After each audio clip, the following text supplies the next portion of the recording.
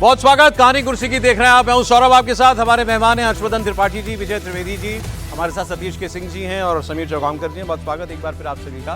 America के राष्ट्रपति Donald Trump ने 6 साल के बाद चीन के राष्ट्रपति शी जिनपिंग से मुलाकात की। ट्रंप के सेकेंड टर्म में यह पहली मुलाकात है और चीन से टैरिफ के मुद्दे पर तनातनी के बीच मुलाकात हुई, तो इसलिए इंपॉर्टेंट भी बहुत है।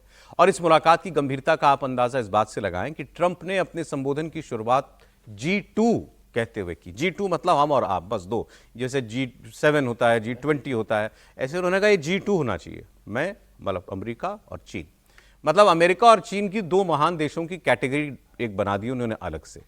व्हाइट हाउस की तरफ से भी सोशल मीडिया की मुलाकात को लेकर पोस्ट किया गया और उसमें भी इस पूरी मीटिंग को G2 का टैग दिया गया। ट्रंप ने चीन पर 10% टैरिफ कम भी कर दिया है और बदले में चीनी राष्ट्रपति शी जिनपिंग अमेरिका से बड़ी मात्रा में सोयाबीन खरीदने के लिए तैयार हो गए। ऐसे में ट्रेड के ट्रैक पर एक बार फिर दोनों देश आगे बढ़ते हुए नजर आ रहे हैं। अब ये शुरुआत सोचिए कहां से हुई थी, जब इन्होंने 200% एक दूसरे पर टैक्स लगा दिया था। अभी 155% टैक्स अमेरिका की तरफ से चीन के ऊपर लगाया गया था। लेकिन इस बातचीत के माहौल अभी तक जो लग रहा है कि उसमें कुछ सहमतियां तो बनी हैं, लेकिन क्या इनके बीच भी कोई ट्रेड डील हो गई है या पूरी तरीके से झगड़े खत्म हो गए हैं? फिर वो रेयर अर्थ को लेकर के थे या ये सोयाबीन की खरीद को लेकर के थे, वो टिकटॉक ऐप को लेकर के इनका झगड़ा चल रहा था कि उसका मालिकाना हक किसके पास होगा, अमेरिका की कंपनी के पास कि चीन की कंपनी के पास। तो ये सारी बातें थी, लेकिन दो बड़े नेताओं की मुलाकात दुनिया ने देखी है। सुनिए इस पर ट्रंप क्या बोल रहे हैं। President of China, and we will be having some discussions. I think we've already agreed to a lot of things, and we'll agree to some more right now. But President Xi is a great leader of a great country, and I think we're going to have a fantastic relationship for a long period of time. And it's an honor to have you with us. Thank you very much. President Trump, it is a great pleasure for me as well to meet you. And it feels very warm seeing you again because it's been many years since your re-election. We have spoken on the phone 3 times, exchanged several letters, and stayed in close contact. Under our joint guidance, China's relations have remained stable on the whole. Mr. President, you care a lot about world peace, and you are very enthusiastic about settling various regional hotspot issues. I appreciate your great contribution to the recent conclusion of the Gaza ceasefire agreement. तो लीजिए, Xi Jinping ने भी उनकी शांति की प्रयासों की सराहना कर दी। हर आदमी को पता है कि इस बार ट्रंप का कौन सा बटन दबाना है पहले। लेकिन दो नेता कैसे हैं? एक नेता ऐसा है जो रोज न जाने कितनी बातें कहते हैं ट्रंप, और दूसरे ऐसे हैं शी जिनपिंग, इनकी आवाज कैसी है ये भी दुनिया को नहीं मालूम, इतना कम बोलते हैं। लेकिन 6 साल के बाद शी जिनपिंग और ट्रंप मिले तो ट्रंप ने उनकी खूब तारीफ की और शी जिनपिंग को एक बहुत अच्छा नेगोशिएटर कहा, और ट्रंप ने काफी गर्मजोशी भी दिखाई इस मुलाकात में। आपको सुनाते हैं कि मिलने के बाद ट्रंप ने क्या बोला शी जिनपिंग के बारे में। Great pleasure to see you again. Good to see you again. We're going to have a very successful meeting, I have no doubt. But he's a very tough negotiator. That's not good. We know each other well. We have a great relationship. We've always had a great relationship. तो आगे अब Xi Jinping क्या बोले इनके जवाब में वो बता देंगे। शी जिनपिंग मुस्कुरा भी रहे थे, वो भी कम होता है त्रिपाठी जी। नहीं, देखिए, पहली बात तो ये कि मेरे मन में ये प्रश्न आया है और इसको देखते हुए मैंने ये पूरा देखा। पता नहीं उस बात को ज्यादा हाईलाइट किस तरह से करके देखने की जरूरत है। उनके पीस एफर्ट की खूब प्रशंसा की, लेकिन एक लाइन जो बोली है जरा वो सुनना चाहिए। उन्होंने कहा कि कंबोडिया और थाईलैंड में जो शांति हुई है उसमें चाइना का भी एफर्ट है। ये आमतौर पर जब किसी के लिए कहें कि आप तो बड़ा अच्छा काम कर रहे हैं, तो ये नहीं कहते हैं ना कि हमारे भी अच्छा काम करने से हुई। दूसरा, शी जिनपिंग ने कहा कि जो डेवलप्ड चाइना का जो गोल है वो मागा के साथ जाता है, अलग अलग नहीं जाता है। यानी विकसित चीन ये आपके लिए, और मुझे लगता है कि जो दुनिया का एक टाइम है वो पूरा हो रहा है। नंबर 2 से नंबर 1 की तरफ चाइना अब चल पड़ा है। अच्छा, जो डील इन्होंने की है, क्या इसके बाद कोई ज्वाइंट प्रेस कॉन्फ्रेंस की अभी तक खबर आई है? अभी तक नहीं आई है। दोनों में से किसी ने प्रेस कॉन्फ्रेंस नहीं की, कोई ज्वाइंट रिलीज नहीं आई है, कोई सवाल जवाब नहीं है। सिर्फ खबर आई कि 57 से 47 कर दिया, रेयर अर्थ मिनरल पे थोड़ी छूट दे दी, सोयाबीन खरीदेंगे। तो ये सब तो पहले मान गए थे, ये सब तो पहले ही जब उनके साथ मुलाकात हुई थी, इसके पहले वाली मुलाकात जहां वो जगह मैं भूल रहा हूं, तो वहां पर इस पर सहमति बन गई थी। इसका मतलब क्या हुआ कि जो कुछ पहले हो रहा था उसी पर ट्रंप ने एक तरह से अपनी फेस सेविंग की है।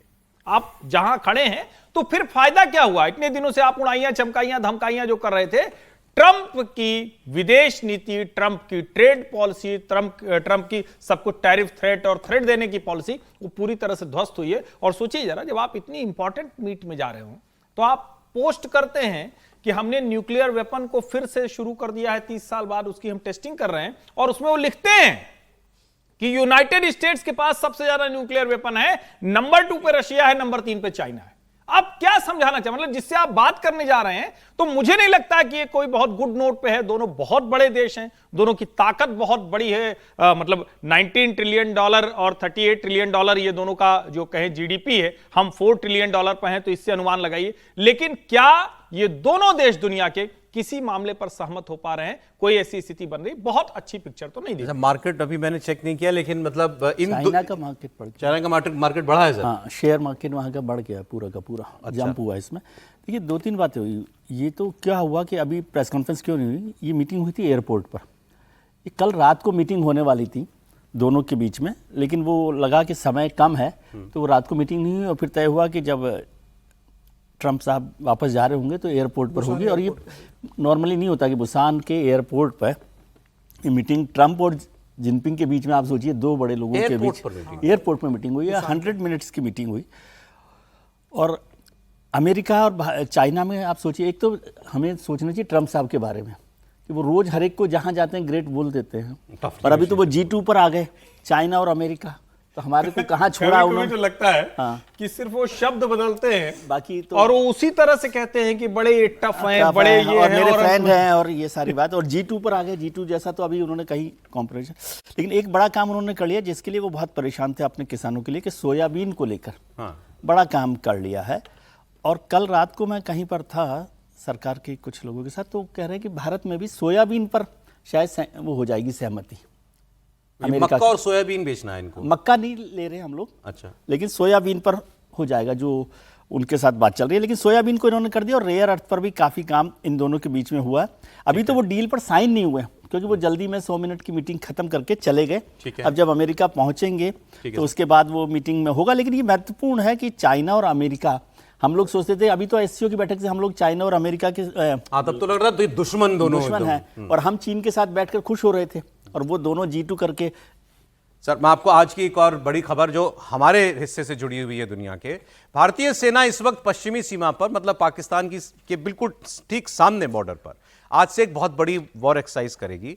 और सेना ने इस एक्सरसाइज को नाम दिया है त्रिशूल। मतलब इसमें थल सेना, नौसेना, वायुसेना तीनों शामिल होंगी। राजस्थान के मरुथल से लेकर गुजरात की सरक्रीक तक 10 दिन तक ये वॉर एक्सरसाइज चलेगी। 30,000 सैनिक इसमें शामिल होंगे। T-90 अर्जुन जैसे टैंक होंगे, मिसाइल सिस्टम्स होंगे, हेलीकॉप्टर्स शामिल होंगे, स्वदेशी हथियारों का परीक्षण किया जाएगा। अब पाकिस्तान में आपको इसके रिएक्शंस में दिखाता हूं। उन्होंने अपने एयर स्पेस का बहुत बड़ा हिस्सा बंद कर दिया। एयर ट्रैफिक को नो टाइम यानी नोटिस टू एयरमैन जारी कर दिया गया। और यह भी खबर है कि पाकिस्तान अपना अभ्यास जो है वो भी कुछ हथियारों के परीक्षण वगैरह इसी दौरान कर सकते हैं।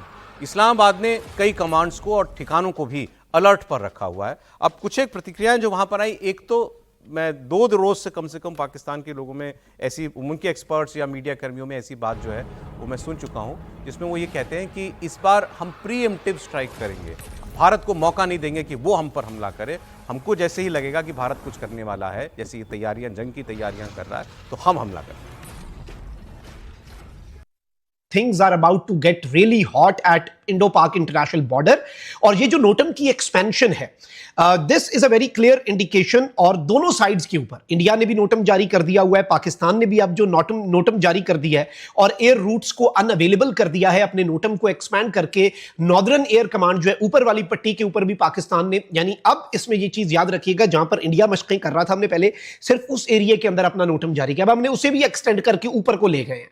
अब ये जो ऊपर को हम नोटम ले गए हैं ना, नॉर्दर्न एयर कमांड की तरफ, इसमें बेसिकली क्या है कि this is a clear indication कि we are not just ready for defense but we are also ready for attack. और ये जो जंगी तैयारियां हैं on both sides, these NOTAMs actually speak a lot about that. अब हमले के लिए भी तैयार है। अच्छा, पाकिस्तान के एक्सपर्ट ये भी मान रहे हैं कि भारत की तैयारी पूरी है और इस बार वो जैसे पिछली बार का मुख्य हमला भारत का जो था वो एयरफोर्स की, वो हवा की लड़ाई थी, इस बार ग्राउंड फोर्सेस के साथ साथ नेवी भी भारत इस्तेमाल करेगा।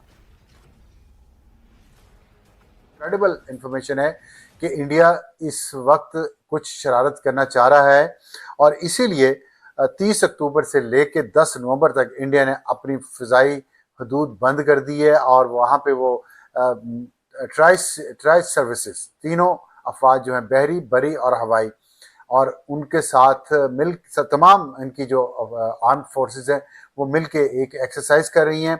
गुजरात प्रोविंस जो इंडिया का है और राजस्थान भी साथ ही है और उनके बॉर्डर्स लगते हैं पाकिस्तान के सिंध के साथ। त्रिशौल नाम रखा है उन एक्सरसाइजेस का और उसमें उनकी नेवी को बहुत ज़्यादा एक अहम रोल दिया गया है इन एक्सरसाइजेज में। और पाकिस्तान के पास इंफॉर्मेशन है कि इस एक्सरसाइज के पीछे इंडिया जंग मुसल्लत कर सकता है पाकिस्तान पर और इस दफ़ा वो नेवी को इस्तेमाल करने की कोशिश ज़्यादा करेगा। इस वक्त पाकिस्तान को 3 फ्रंट्स के ऊपर जो है घेरा पड़ चुका है। 3 फ्रंट्स। एक बिहार का इलेक्शन जो है वो उसकी वजह से फौजें सड़क पर फौजें आ चुकी हैं बॉर्डर पे और वो कहते हैं सॉफ्ट वैली की तरफ इस वक्त वो सुना है सिंध की तरफ जाएंगे इस दफा और वहां से वो समझते हैं कि हमारी मोबिलिटी पाकिस्तान की कमजोर है, वहां से वो चाहते हैं कि इंटरवीन करें और तीनों फोर्सेस को लेकर वहां पे आना चाहते हैं। तो ये तीनों फ्रंट आपको मैंने बता दिए हैं। आर्मी चीफ साहब इज इन इजिप्ट और सबसे बड़ी बात ये आ रही है इस वक्त कि पाकिस्तान के दुश्मन पूरा जोर लगा रहे हैं कि पाकिस्तान ना इजिप्ट, टर्की और बांग्लादेश के साथ जो defence contract they are in the pipeline वो किसी तरीके से बंद किए जा सके। ये इनका नाम है, भूल रहा हूँ, कोई तरार, साजिद तरार शायद ऐसा कुछ नाम है इनका। ये एक वक्त पाकिस्तान को खूब गालियां देते थे। पाकिस्तानी हैं, अमेरिका में रहते हैं। जब से आसिम मुनीर फील्ड आया है अपने देश में, ये राइज हुआ, इस व्यक्ति के सुर बदल गए। अब ये इन्होंने जो बातें की, एक तो ये सर बिहार का इलेक्शन ले आए कि बिहार के इलेक्शन के लिए मोदी लड़ाई कर देगा और इस बार सिंध में और भाई उस बार नेवी का हमला होगा इस बार। देखिए, इसकी तो मैं उनको पता नहीं कहाँ से वो बोल रहे हैं और इस तरह का हवा फैलाते हैं, वो तो पाकिस्तान में करते हैं। ये जब तक कुछ होगा नहीं तब तक तो इस पर कोई टिप्पणी नहीं कर सकते हम। लेकिन ये बात सही है कि पाकिस्तान के लिए जो पाकिस्तान की जो दोस्ती है चाइना से भी है और अब तो अमेरिका से भी है, उस बीच में ऑपरेशन हमारे यहाँ जो वो तैयारियां हैं, रक्षा अभ्यास है, उसको रखना बहुत ज़रूरी है क्योंकि वो सरप्राइज़ करते हैं। वो पाकिस्तानियों का कोई ठिकाना नहीं है। अब हमने भी कहा था कि ऑपरेशन सिंदूर तो स्थगित है या फिर जारी है, पता नहीं ये क्या है, लेकिन हमको अपनी तैयारी रखनी चाहिए, ये एकदम निश्चित है। अब राजनीतिक तो कोई भी चीज़ हो सकता है। अब हमें तो एक और चीज़ देखना है सौरभ, वो देखना है कि जो पूरे वर्ल्ड में, जिसको मैं कहता हूँ कि ये जो दुनिया के 2 दादा हैं, ये आपस में मिल गए, पहले भी मिले हुए थे, उस लिहाज से भी अभी देखना है। और उस देश का जिसका दोनों से अब अच्छा संबंध है, तो हमको कभी भी कोई जो है बहुत हमको सतर्क रहने की जरूरत है। हम तो ये कहते हैं कि चाइना जो है वो चाइना सुपर पावर चाइना, वो तो अमेरिका का ही पैदाइश है। तो ये सब जब लड़ने आप लोगोगे ना या कोई स्थितियां बनेगी ना, तो आपको अपने आप को जो है रक्षा करनी पड़ती है। जैसा अभी भागवत जी ने कहा कि आपको खुद सतर्क रहना चाहिए, बहुत तैयारी के साथ रहना चाहिए, क्योंकि जो अंतर्राष्ट्रीय शक्तियां हैं उनके अलग अलग इंटरेस्ट होते हैं। तो आप सोचोगे कि आएंगे आपकी मदद करने के लिए, तो किसने ईरान का मदद किया भाई, किसने किया? अभी 2-3 बातें जो व्यक्ति भी बोल रहे थे, इन्होंने कही कि आसिम मुनीर अभी देश में नहीं है, आसिम मुनीर इजिप्ट गए हुए हैं, तो आपका देश का मुखिया वहां नहीं है और कोई युद्ध कोई डेट अनाउंस करके तो करता नहीं है। अब भारत वॉर एक्सरसाइज का, वो एक्सरसाइज तो होती ही है, हर साल कई होती हैं, बॉर्डर पर कई बार होती हैं, इस बार काफी नजदीक हो रही है बॉर्डर के, तो ये बात है, इसलिए उनको ज्यादा डर लग रहा है। लेकिन भी हमको लगता है मासूमियत नहीं बरतनी चाहिए जी।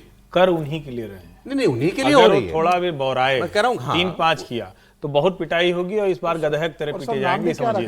ऑपरेशन त्रिशूल नाम क्योंकि रखा इसको है। समझिए ये तो बड़ा न्याय, आवश्यक शक्ति वो और बार बार संतुलन जो का हरकतें कर रहे हैं। प्रतीक है अभी शिव का। एलओसी पे 2 जगह पे उन्होंने सीज फायर ब्रेक किया है। तो अगर आप ये हरकत करते रहेंगे तो उसका और जवाब चूंकि नहीं। टर्की का नाम इन्होंने लिया था अभी कल वो था टर्की का वो जो भी होता है राष्ट्र दिवस टर्की डे मनाते हैं वो नेशनल डे सर।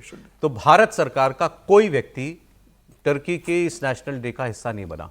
कल तुर्की के एम्बेसी में कई और देशों के लोग गए, भारत का कोई प्रतिनिधि वहां नहीं गया था। ये भारत सरकार के क्लियर इंस्ट्रक्शंस थे दुनिया भर में कि तुर्की के राष्ट्रीय दिवस पर किसी समारोह में भारत शामिल नहीं होगा। बिल्कुल, और भारत ने साफ संदेश तुर्की को दे दिया। हालांकि पाकिस्तान के आसिम मुनीर वहाँ गए हुए इस संदर्भ में, और वो तमाम भारत विरोधी जो देश है जो भारत को नुकसान करना चाहते हैं, उन सारे देशों का वो दौरा करके इकट्ठा करना चाह रहे हैं भारत के खिलाफ। देखिए, अभी लगातार इस जिक्र हो रहा था कि भारत की जो तैयारी चल रही है, तो ऑपरेशन त्रिशूल नाम दिया है। वो त्रिशूल तो वो न्याय, संतुलन और शक्ति का प्रतीक है, भगवान शिव का प्रतीक है, और तीनों लोकों में जाने की ताकत त्रिशूल रखता था कि अगर भगवान शंकर का फेंकेंगे तो तीनों लोकों में कहीं भी जाएगा। तो मुझे लगा कि नाम भी भारत सेना ने बहुत सोच समझ कर रखा था कि ऑपरेशन त्रिशूल है, और ये बताने के लिए पाकिस्तान को कि भाई हम भले ही राजस्थान में करें चाहे गुजरात की क्रिक में करें, आप हमारे पहुंच के बाहर नहीं हो। अगर आप थोड़ा भी आगे बढ़ोगे या कोई ऐसी हरकत करोगे तो भारत उसका क्या जवाब देगा। और फिर वो एक कहावत कही जाती है ना कि जो अभी एक पाकिस्तान के पत्रकार कह रहे थे कि अगर भारत हम आएगा तो हम हमला कर देंगे। तो एक कहावत है कि जंगल में जब शेर जाता है तो शेर के पच्चाप की आवाज़ आती है, तो चूहे बिल्ली सब अपने बिल में चले जाते हैं और फिर कहते हैं कि अगर शेर हमारे बिल में घुसने की कोशिश करेगा तो हमला कर देंगे मिलकर। तो वही स्थिति है, भारत शेर है, भारत वहाँ अभी जिस स्टेज बैठा हुआ है, पाकिस्तान की स्थिति भीगी बिल्ली के समान इस समय। इंडियन नेवी का, और अभी वो कह रहे थे ना हमारी सॉफ्ट बेली सिंध, वहां पर भारत जो है हमला करेगा।